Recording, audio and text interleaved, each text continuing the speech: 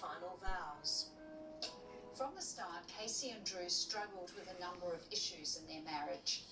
He keeps telling me I'm not his type, and that hurt me because I was like, well, how am I not your type? We are really attracted to each other. We have chemistry. Why is it that she's not your type?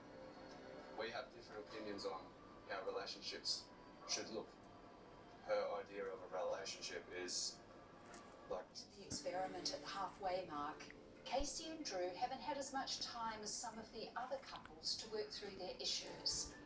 But now they have the opportunity to spend some time on their own and gain some clarity on the most important decision of their lives.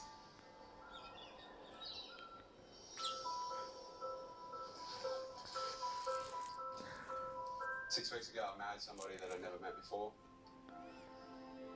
And the wedding day, it was an amazing point in time. Seeing Casey definitely took my breath away.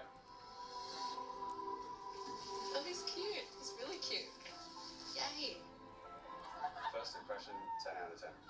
I'm punching. How are you? That's weird. I'm so happy. Me too. Okay, good. To go from having somebody right beside you for 6 weeks to coming home by yourself and back to my old life just feels so foreign.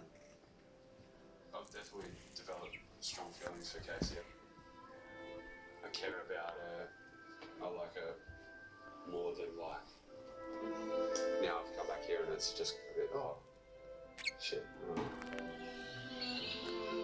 I've loved a lot of things about being married and having someone there.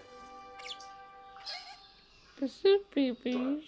And Their this is what. lifestyle choices are so different. I want to go climb mountains and Subscribe. jump off